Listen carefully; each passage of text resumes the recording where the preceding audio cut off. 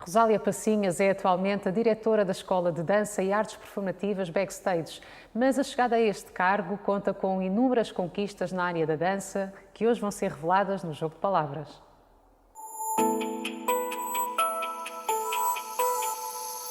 Rosália, obrigada por ter aceito o nosso convite. É um prazer tê-la pela primeira vez aqui no Atleta Canal, apesar de já termos falado da Escola de Backstage outras vezes.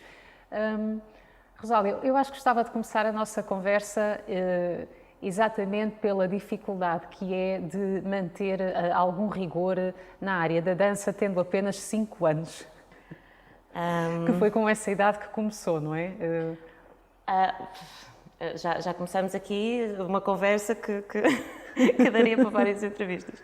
Antes de mais, muito obrigada pelo convite. É sempre uma honra podermos partilhar as nossas histórias. Obrigada. Tanto de carreira como de vida, obviamente, e chegarmos a mais pessoas e darmos a conhecer estes trajetos que podem inspirar outros a ingressar nestas áreas artísticas, das quais ainda há assim um bocadinho de receio de nos dedicarmos para a vida. Sim, os atletas, a Rosália, virem cá contar a vossa história é exatamente isso. A nossa intenção é também não só dar a conhecer, mas também inspirar. Sim. Portanto, agradeço. Obrigada. Sim, claro. Ora bem, eu comecei na ginástica e não na dança. Ok. Comecei na ginástica de competição, com 4 anos, ainda não tinha os 5. Gostava de dizer como é que foi, não faço a menor ideia. Já nem tenho memória, mas claro. adorava porque desde essa idade que me dediquei completamente. E foi exatamente por isso que lhe fiz essa pergunta, porque quando vi a idade com a qual começa a entrar nestas atividades, a ginástica, depois a dança e tudo está ligado, com certeza, e a Rosália já nos vai explicar as valências que são necessárias para chegar à performance que hoje possui, não é? E de certeza que a ginástica ajudou muito. O que eu achei engraçado perguntar nessa idade foi exatamente isso, porque como é que uma criança tão nova consegue manter disciplina, estar em campeonatos internacionais como esteve tão nova? Eu acho que essa é que deve ter sido realmente uma das maiores dificuldades, não é? O manter o rigor sendo tão nova. E por isso eu perguntava-lhe, houve alguém que teve essa inspiração como? Porque não acho que tenha sido só pelo prazer da dança em si. Houve alguma inspiração para se manter tão nova? Havia alguma referência em casa de alguém que já tivesse estado na família, ligado? Não tenho desportistas na família. Ninguém que eu conheça da minha família foi desportista, foi bailarino. O que a minha mãe conta é que eu desde pequenina, desde que comecei a andar, que andava nas pontinhas dos pés. E agarrava-me às coisas como se fossem barras de balé. Então foi a mãe que se inspirou a olhar para a Rosália naquela postura. Sim, e eu na altura pedia para ir para o balé, engraçado, porque nem sequer nunca pratiquei balé a sério, a não ser como base de trabalho técnico. E eu pedia para ir para as aulas de balé, mas os meus pais não tinham muitas possibilidades financeiras. O balé, ou a prática do balé, era uma modalidade que era mais dispendiosa, sim, por causa dos tudo fatinhos. É mais acessível também, claro. Exatamente. E na altura, pronto, a minha mãe depois procurou outra possibilidade, sem ser o balé. Tive uma conversa comigo, disse-me, filha, o balé não dá. Desde os sapatos aos fatos, era tudo muito caro. Claro. E ela pôs num grupo desportivo, que é o grupo desportivo daqui, Miguel, no Barreiro. Eu sou do Barreiro. Para tudo. Ok, para. Como é que me passou isso ao lado na pesquisa que fiz de Rosália? E tu conheces a Quimigal. Pronto, não, realmente a Quimigal tem uma história muito forte no nosso país e é pena que muitas pessoas a desconheçam. Pronto. Pôde então, praticar ginástica Quimigal. a partir de... Exatamente. Havia os infantários, a ginástica, o cinema. Mas desculpe, continue. E fui parar ao grupo desportivo da Quimigal. Claro, conheço bem. Comecei lá na ginástica e continuei até os meus 15 anos. E quando saí nos 15 anos foi com muita baba e ranho. E porque... Há meninas que deixam a ginástica com essa idade, não com baba e ranho, mas sim porque começam a sentir dores, a perceber como é complicado porque o corpo muda. Comigo não. Adorava e na altura o que aconteceu, pelo menos esta ideia que eu tenho, pode ter sido um bocadinho diferente, mas a ideia que eu tenho é queria me dedicar mais, porque na altura queria seguir, mais uma coincidência, comunicação social. E percebes perfeitamente bem porquê. Foi na altura em que a comunicação social estava a começar a borbulhar, estavam a surgir os outros canais de televisão. Ok. Até então só havia RTP1 e RTP2. Sou esse tipo de dinossauro. E sempre gostei muito desta área da comunicação. Na altura tinha várias paixões, uma delas era esta área, a área da comunicação, a área das letras, e achei que na altura as médias estavam altíssimas. Eu lembro quando entrei estavam 18,5. Pois era 19. A novidade dos cursos também, não é? Era a novidade. E achei que me tinha mesmo que dedicar, apesar de já ser muito boa aluna, quis-me ainda dedicar mais para ter a minha entrada assegurada. E pronto, e aos 15 anos então decidi desistir. Mas até lá foram anos de paixão e dedicação, de muitas horas de trabalho.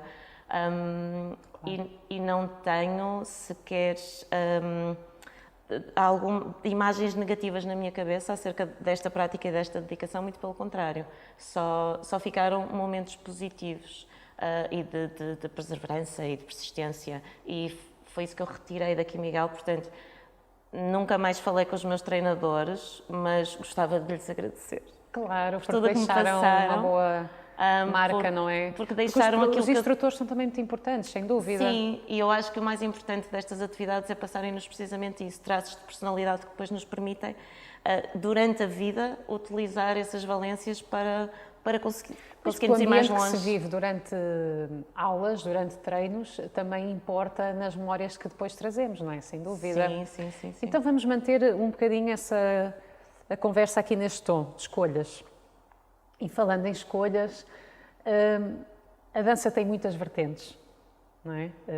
Eu, por exemplo, que não sou profissional, danço aquilo que me sabe bem, não é? Que vai de encontro aos meus gostos musicais, aquilo que consigo ouvir mesmo não estando dançando, não é? Que me diz algo.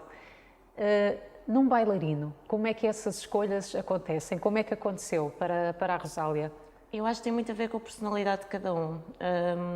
Outra coisa que eu me recordo desde muito jovem era ouvir jazz e os meus pais não ouviam jazz. Jazz, então, música. Tem um pouco a ver com gosto musical, primeiramente. Eu acho que sim.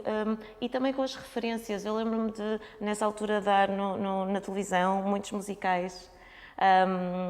Lembro-me dos nossos musicais portugueses antigos, que tinham sempre música e dança. Lembro-me de ficar encantada a vê-los, tal como os musicais da Broadway, os filmes musicais. Daí a sua formação teatral, provavelmente. Pronto, também. Portanto, bebi um bocadinho disso durante a infância e, por mim própria, eu gostava muito de ouvir jazz. Também não tinha nenhuma referência na minha família que eu me recordo que me tenha exposto a esse estilo, mas gostava muito, eu lembro-me de ter uma cassete de Nat King Cole, que eu ouvia à exaustão. Portanto, esses estándares de jazz ficaram comigo.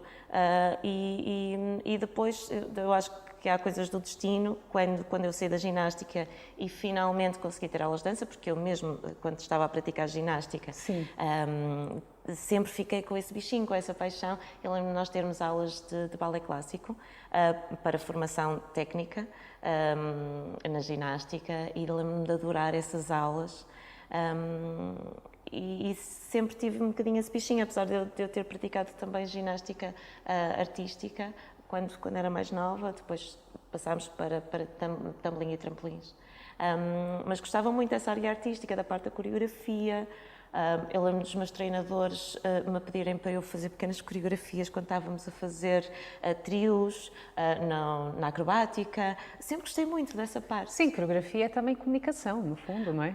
Pois, e sempre há uma gostei comunicação muito, visual sim, que atinge emoções, portanto... A parte da interpretação da música, de trabalhar a musicalidade com Então podemos dizer movimento. que começa as suas escolhas nas vertentes em que se formou na dança, tem muito que ver primeiro com os gostos pessoais também. Acho que sim.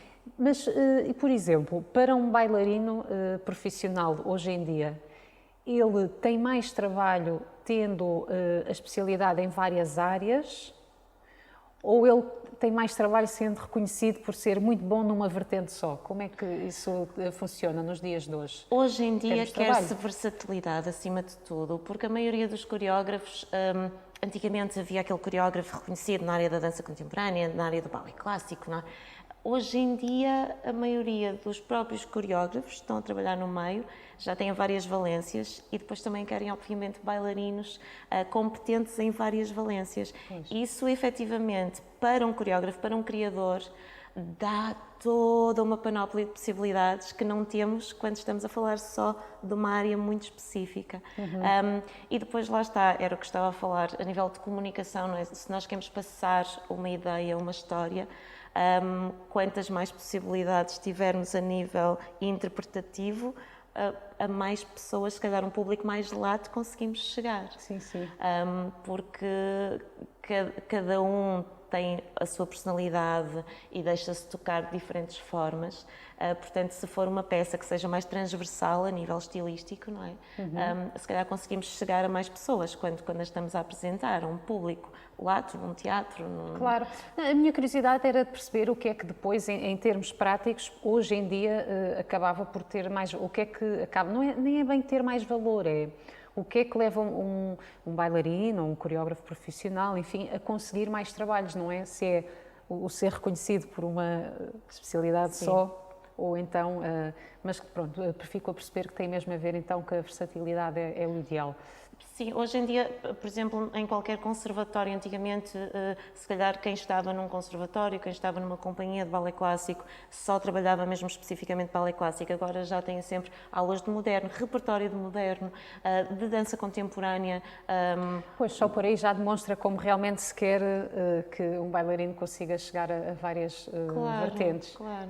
E falando em variedade, a Rosália teve a oportunidade de viajar bastante, não é? Através de, pelo menos, quanto mais não seja pelas suas formações, esteve em Espanha, Inglaterra. Sim. Como é que olha para o seu país quando pensa em dança, depois de ter tido outras experiências, não é? Lá fora. Somos muito pequeninos. Mas somos pequeninos, o público? No geral. A nível de formação, ainda não é suficientemente abrangente. Ainda só temos formação específica, reconhecida na área do ballet clássico, da dança contemporânea, acima de tudo. Noutras áreas, ainda não. Obviamente que existem centros de formação, mas estou a falar de universidades, não é? De mestrados.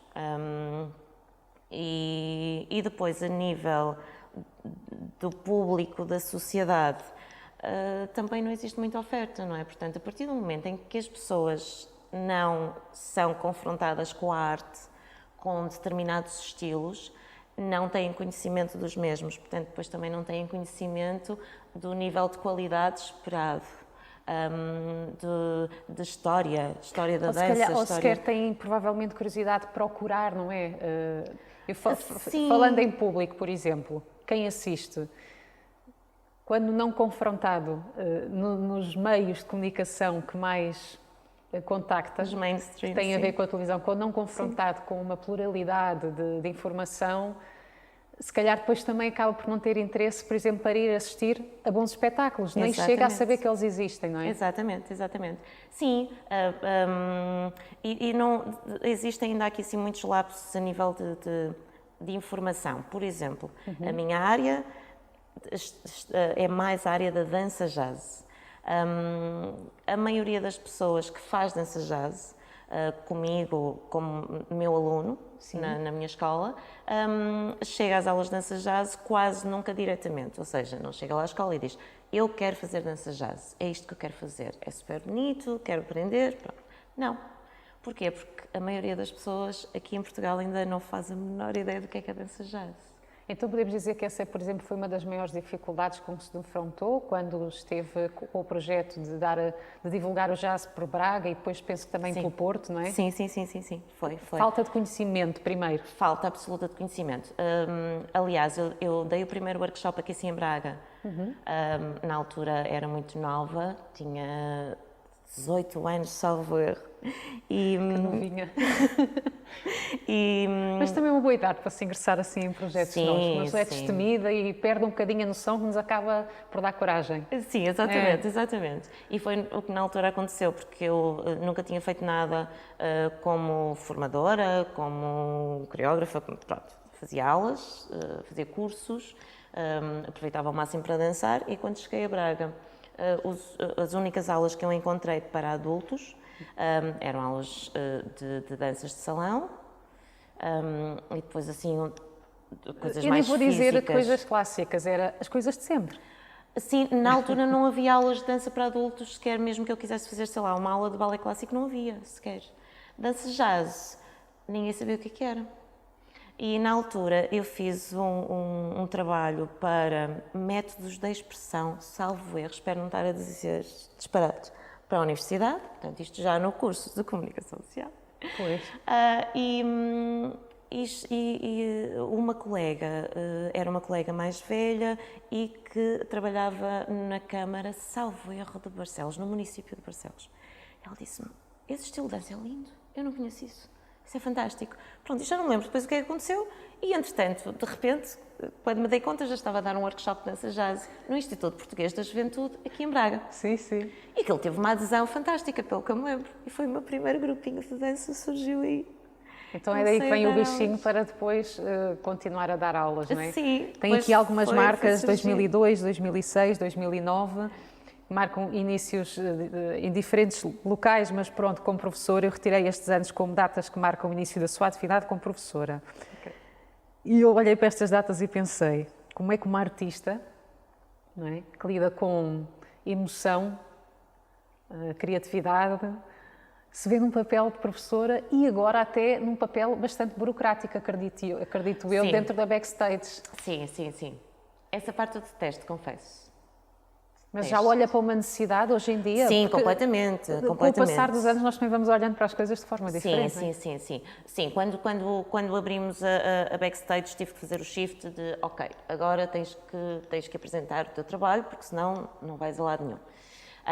Gosto de estar em bastidores e quando estou em palco, gosto de estar em palco como artista. Pois. Gosto de estar a usufruir do palco. Portanto, adoro os bastidores, tudo o que se passa por trás do palco, desde o processo de criação até toda a preparação, de maquiagens, tudo. Pois. Acho completamente apaixonante. E para mim estar em palco é estar como artista. Portanto, tudo o resto, como disse muito bem, burocracias, se eu pudesse fugir a elas, fugia completamente. Claro. Tenho uma empresa própria, portanto, obviamente que também preciso dessa parte. Claro. A parte de formação, de dar aulas, sempre adorei. Sempre adorei. Ok, então aí já não encara como algo que está fora da sua zona de conforto, pronto. Porque dar aulas é o contacto com o público, lá está. É a parte de comunicação da Rosália. Só, eu sempre achei muito bonito passar o conhecimento. Portanto, se tive, lá está, desde os treinadores que me tiveram a passar, não só conhecimento, da competências. ginástica, as formações lá fora, claro. Eu acho que os formadores, os treinadores, muito mais do que os professores que temos na escola a ensinar-nos o beabá e ensinar-nos, pronto, toda essa formação que pode levar, obviamente, a uma carreira, mas eu acho que são os hobbies e todas as atividades que nós temos à volta da parte da escolaridade obrigatória, que todos esses formadores que estão connosco durante a nossa vida, que nos dão as maiores competências para a nossa vida. É quase como que uma missão também continuar, não é? Esse legado. Sim, nunca fiz isso propositadamente, mas sempre senti essa necessidade. Sim, se me passaram competências, claro. Ok, então agora eu vou tentar passá-las a outros. E sempre aconteceu naturalmente.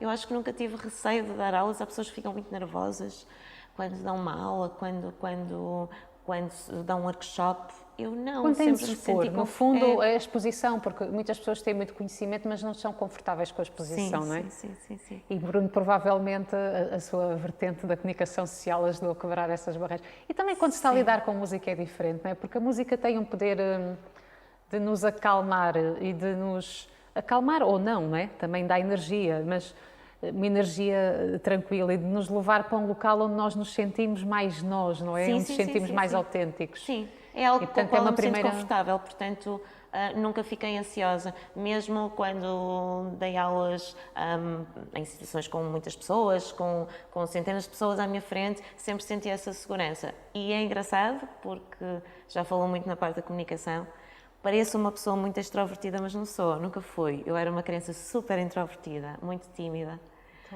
O exercício físico e depois o contato com a música ajudou muito. Mas é isso, portanto, Verdade. eu tenho a noção do que é que a ginástica fez por mim, do que é que a dança fez por mim.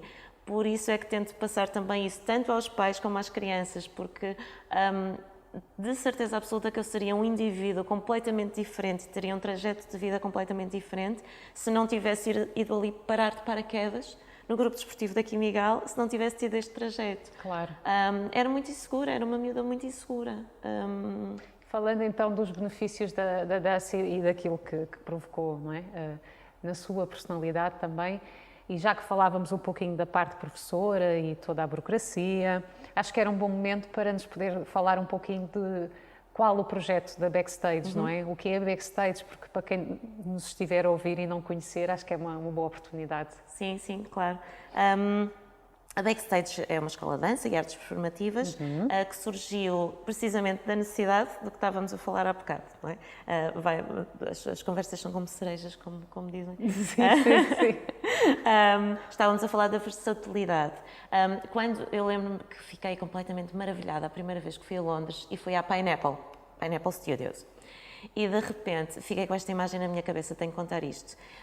E quando me fui vestir aos balneários para fazer uma aula de dança jazz, acho que era de funky jazz ou uma coisa assim, e estava uma senhora que eu na altura achei que já era muito, muito velha. Porque a Rosália tinha que idade nessa altura? Devia estar nos meus 20. Bela Acabadinhos de fazer, se descobrir calhar. Londres. E se calhar estava lá uma senhora, se calhar da minha idade neste momento, a calçar os seus sapatos de balé, super elegante. Sim, de certeza. Mas a calçar da forma mais elegante possível. E eu pensei, oh meu Deus, isto é lindo. E de repente, quando olho à volta, tinha pessoas a ir para a aula de dança contemporânea, passei por estúdios onde estavam a cantar e a ter aulas aulas particulares de canto, passa-se por um estúdio onde está a acontecer uma aula de hip-hop, depois está a acontecer uma aula de jazz, está a acontecer uma aula de danças indianas. Eu pensei, Muito estimulante. isto é... Eu estou no céu neste momento. Porque é que não existe isto em Portugal? Porquê, meu Deus? Essa imagem ficou. Esta imagem ficou. E quando surgiu a possibilidade deste projeto em Braga, eu disse, eu não quero ter mais uma escola de dança como aquelas todas que já existem. Eu quero dar uma resposta às dificuldades que eu senti. Quando cheguei a Braga, não tinha aulas para mim, Chegou adulta. a Braga com que idade? Com 17 anos a fazer os 18. Ok. Eu quero que as pessoas que têm a mesma paixão que eu possam praticar. Têm a sua vida Ter profissional, acesso, mas em vez de irem para o ginásio, vão para a escola de dança, ter aulas de dança. Porquê é que um adulto neste país não pode fazer aulas de dança, a não ser aulas de dança social, aulas de danças de salão? Porquê? Não faz sentido. É um exercício físico e mental, tal como qualquer outro. Pois é. Pronto, então fomos os primeiros a criar aulas de dança para adultos, fomos os primeiros a ter essa oferta. E para além disso, toda aquela abrangência que eu queria, no início tentámos, depois tivemos que começar a ser a restringir um bocadinho a coisa, porque depois temos que adaptar ao mercado. Claro. Mas tentarmos colocar o máximo de estilos, mesmo em workshops, em formações pontuais. E é também uma oportunidade, não é, de dar a conhecer o trabalho e dar trabalho de outros formadores, não é, na posição da Rosália. Exatamente, sim, exatamente, dar a conhecer o trabalho. Claro. Tentamos fazer workshops, mesmo com criadores, com coreógrafos. Sim, convidam provavelmente pessoas de outras cidades para virem cá. Exatamente. E já está com a escola há quantos anos? Fizemos 13 anos este mês. É o nosso mês de aniversário. 13 anos, já é muita coisa. E enquanto coreógrafa, que sei que é uma daquelas coisas que não consegue abdicar, com certeza, porque tem muito que ver com criatividade, recebeu uma medalha, exatamente, num campeonato internacional para homenagear todo esse seu trabalho criativo e por isso tenho também que lhe dar os parabéns. Quando vi que recebeu esta medalha, na minha cabeça criaram-se uma série de imagens, a imaginar como é que será o ambiente que se vive nesse tipo de campeonatos. Que memórias guarda dos campeonatos internacionais onde já esteve? Como é que é o ambiente que se vive nesses locais? Ou tem alguma história em especial que queira partilhar connosco que a tenha marcado de facto até hoje, porque, por exemplo, influenciou um pouco o resto das suas escolhas? Não? Sim. No início, quando nós ingressámos nesse mundo da competição, assim muito devagarinho, cheguei a ganhar melhor coreografia logo num dos primeiros campeonatos que nós fizemos. Na altura não era campeonato internacional, apesar de ter atletas, bailarinos de outros países. Foi no Festival Norte-Dança, ganhei a melhor coreografia, destaque. E pensei, se calhar temos hipóteses. Ou seja, fomos logo premiados com vários primeiros lugares, esse prémio de destaque de melhor coreografia. Penso que foi na primeira competição que nós participámos. E pronto, a partir daí, obviamente que fomos arriscando cada vez mais. A primeira vez que ganhámos efetivamente, que deve ser esse prémio que está a falar, o Most Outstanding Duet Trio. Não sei se tenho aqui o... Não, eu referia mesmo, em 2020, recebeu o troféu na Gala Mundial Dance World Cup. Sim, no Dance World Cup. Sim, é esse mesmo. Ok, recebemos o mesmo. Recebemos o prémio de Most Outstanding Duet Trio da competição toda do Dance World Cup. Portanto, o dueto de destaque de todas as coreografias no Dance World Cup, ou seja, estamos a falar da competição a nível internacional de maior referência. Isto com em diversos que cidade, estilos. Lembra-se? É que eu penso que essa informação não tenho. Em que cidade? Não tem porque foi online. Daí quer dizer, eu não foi ter. online. Eles fizeram em Telford, na Inglaterra.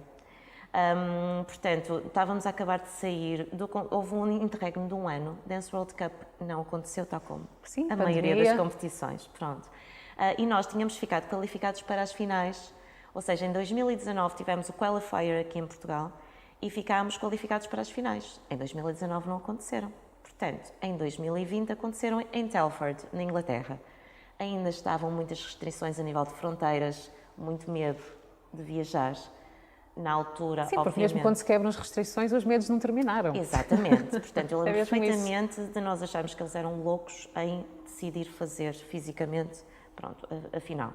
E, efetivamente, quase que só foram ali assim os bailarinos e os atletas de Inglaterra, Escócia, País de Gales, pronto. Foram poucos de fora. Ou seja, eles na altura deram a oportunidade de restantes, o mundo inteiro, poder participar por vídeo. Ou seja, pronto, haviam muitas regras, obviamente, muito Será mais difícil de avaliar, provavelmente, não é? Sim. Quebra-se sempre alguma coisa. Sim, sobretudo exatamente. a dança que mexe com a emoção, não é? Não se vê as feições, os movimentos de uma forma tão próxima. Sim, eles criaram regras muito restritas relativamente à forma como os vídeos eram feitos, pronto, para tentar colmatar um bocadinho esses handicaps de ter que ser por vídeo. E nós decidimos, ou seja, nós tínhamos acabado de sair do confinamento. Recordo-me perfeitamente, em março, alguns por março, conseguimos voltar às aulas presenciais e tínhamos que mandar os vídeos até, acho que dia 11 de julho, uma coisa assim, início de julho.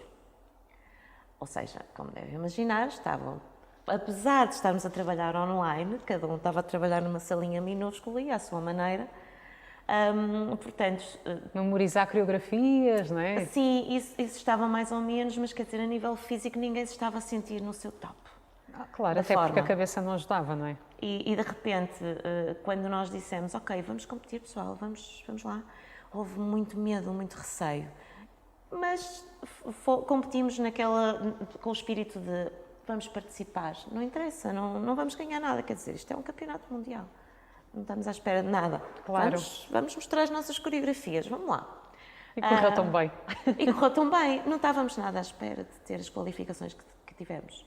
Ou seja, quando nós tivemos esse prémio especial, ainda não sabíamos que íamos ter, obviamente, nem sabíamos que tínhamos sido escolhidos para a gala dos finalistas, ou seja, eles escolhem as melhores coreografias. Sim. Os premiados costumam ser os premiados com o ouro, com as maiores qualificações, pronto, a nível de avaliação, pontuação, para as galas. Eles fizeram na mesma gala, apesar de terem umas pessoas lá em direto e outras em vídeo. Portanto, iam passando os vídeos e passavam. Isto foi em live stream para o mundo inteiro. Portanto, nós estávamos a ver lá na escola, pusemos uma tela, estávamos todos a ver e estávamos relaxadíssimos. Não vamos ganhar nada, obviamente. Mas bem contentes já por terem participado, por ter uma super atividade. Super contentes, estávamos super felizes. Depois do confinamento. E eu posso dizer que estava ao telefone a pedir o jantar quando, de repente, recebemos a notícia. Vá lá que não estava a jantar. Não deu para engasgar. Estava ao telefone e começo a ouvir toda a gente aos gritos. Oh, pá, que fixe. Não estava a perceber e tiro o telefone e comecei a ver toda a gente a chorar e de repente estávamos todos a chorar. Claro. Não estávamos nada à espera, portanto, e depois dizerem nesse live stream, Braga, Portugal, backstage, nós pensamos, ok, estamos aqui, isto depois do confinamento. Defenderam a sua honra e deram um bom pontapé ao Covid. Pronto, e foi muito choro, ainda agora fiquei emocionada. Normal, até porque tem muito que ver com a força que a Rosália conseguiu ter para chegar a esse ponto de estimular os outros, de criar coreografia. Sim. E vamos parar a um ponto que eu também acho que importava falar aqui, apesar que eu acho que para vocês, artistas, é um bocadinho difícil falar sobre de onde surge a inspiração para as expressões artísticas que criam, não é? Mas a Rosália consegue falar-nos um bocadinho disso, porque é tão premiada no que diz respeito à coreografia que eu acho que é interessante tentar explicar o que é que influencia. Sim. Ou onde é que se inspira?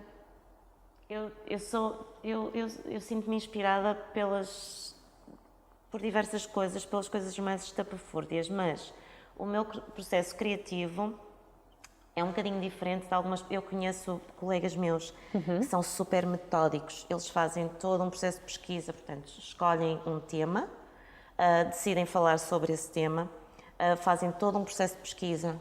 Sim, quase um paper da universidade. Completamente. E depois começam a pesquisar e só por último, se calhar, é que escolhem a música, ou criam a música, ou mandam criar a música. Eu costumo ter flashes... Que é válido também para algumas pessoas, isto funciona melhor, não é? Porque dá ali um rigor... Sim, eu acho que eles é que são os verdadeiros criadores, eu sinto-me sempre um bocadinho... sinto que estou a boicotar às vezes todo esse processo de metodologia. Eu costumo ter flashes, eu tenho imagens na minha cabeça. Quando vejo alguma coisa, costuma ser com música. Eu ouço uma música... e costumo ter a imagem da coreografia ou do espetáculo em palco, com luzes, com figurinos, com tudo, como se fosse eu estou sentada na plateia e estou a ver aquilo. Às vezes vejo-me como eu própria estando em palco. A música fez-me sentir isto e isto eu expressaria de determinada forma com o corpo. Sim. E de repente já imagina a imagem, né, de como é que se vai libertar com este sentimento que a música lhe despertou. É imediato, eu nem estou a pensar o que é que isto me está a fazer sentir. Não, imediatamente eu vejo a imagem quase como se fosse... Claro, eu não digo que há uma ordem nisto. Eu estou a tentar dar ordem a esse processo que nos explica, que eu acho que é um bocadinho por aí. É quase uma visão, ou seja, aquilo é imediato na minha cabeça e depois tenho que fazer o contrário, portanto, depois regrido, vou fazendo os processos, ok, que fisicalidade é que eu imagino aqui? O que é que eu vi? Como é que eu posso transferir isto para a coreografia? Porque é quase que uma visão assim um bocadinho turva, não é? De ideias. E depois é começar a tentar pôr isso em prática. E pôr isso em prática com os bailarinos em questão. E isso é que eu acho que é muito importante. E eu acho que determina realmente o sucesso de um coreógrafo. Nós temos sempre que coreografar para alguém. Portanto, podemos ter coisas fantásticas na nossa cabeça, mas se não conseguirmos que aquela pessoa transmita aquilo ao público que a vai ver, nunca somos bem-sucedidos. E eu acho que um bom coreógrafo tem que ser isso, tem que ter ideias fantásticas, ser super criativo, mas saber trabalhar com as pessoas, para elas. Claro. Eles têm que estar confortáveis, têm que ser desafiados, os bailarinos têm que ser desafiados, mas têm que estar confortáveis. Temos que fazer um bailarino brilhar. Se calhar por isso é que eu consegui vários prémios nas competições, porque eu tento sempre que eles brilhem. Chegar a um equilíbrio entre o que eu quero mostrar, e desafiá-los. E se calhar qual o melhor bailarino para determinadas ideias também, não é? Também. Porque isso é também defendê-los, defender a escola, Sim. defender o trabalho criativo em si, Sim. o público. Costumo logo criar para aquele bailarino específico. O que é que me apetece fazer com esta pessoa? Pois. O que é que esta pessoa me inspira? E depois falo com eles, falo sempre primeiro. O que é que achas desta ideia? Achas que te ias sentir confortável? Gostas da ideia? Mostra música. Porque eles têm que se sentir inspirados. Sim, porque senão nunca não pode passa. ser nada imposto, não é? Estamos a falar de arte, estamos a falar de sentimento. Se eu lhes imponho algo, como é que eles vão para palco? Sim, e do corpo como é que transmitir, não é? Aquilo que se passa cá dentro. Exatamente. Claro. Como é que eles chegam à parte de transmitir emoções, de passar uma história? Impossível. Portanto, tento sempre fazer esse trabalho conjunto com eles. Falando em histórias, é que eu vejo a Rosália falar desta sua escolha, no fundo, não é? De uma forma tão apaixonante. Tenho que lhe fazer esta pergunta. Outras histórias da sua vida foram escritas sempre em consequência desta paixão pela dança ou sempre separou bem as águas? Eu acho que não separo bem as águas na minha vida.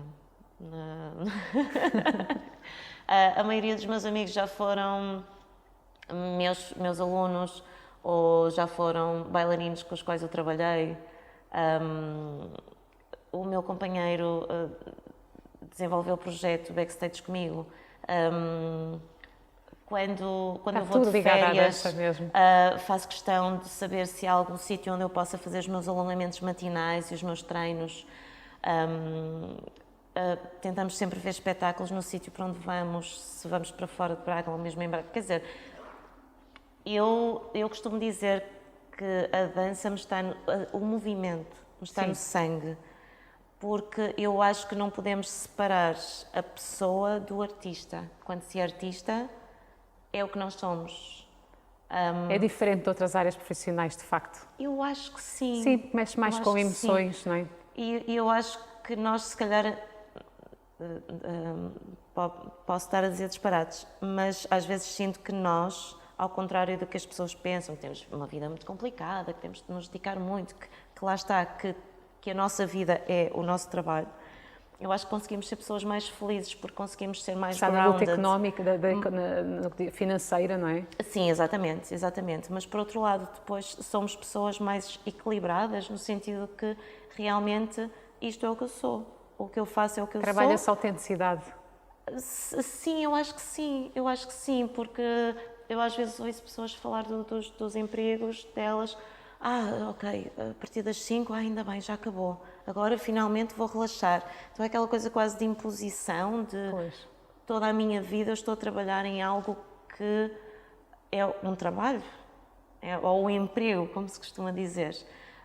Eu acho isso um bocadinho triste, porque não devemos viver a duas velocidades, devemos sempre viver com paixão e com gosto, independentemente de, lá está, eu também tenho que fazer a parte das burocracias que não gosto, mas não deixa faz parte de estar tudo interligado e eu sei que preciso disso para depois fazer aquelas coisas que eu mais gosto. Mas sou sempre feliz ao fazê-las porque sinto que estou a fazer algo que gosto na minha vida e que consigo também passar alguma coisa positiva a outras pessoas.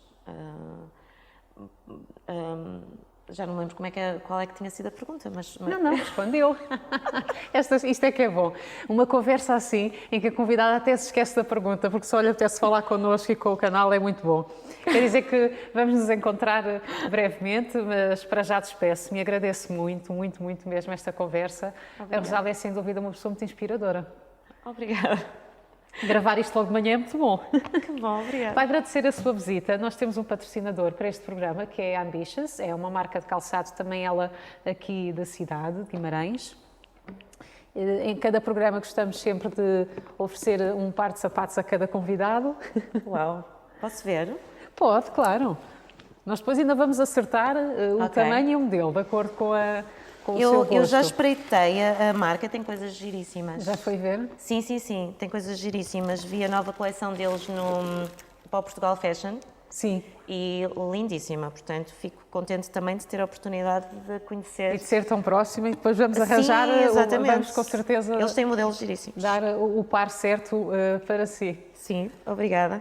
Muito obrigada, Andréia, muito obrigada ao atleta por esta oportunidade, foi um prazer. Esta e outras conversas podem ser acompanhadas nas nossas redes sociais, no nosso site oficial, no canal de YouTube. O Jogo de Palavras vai voltar.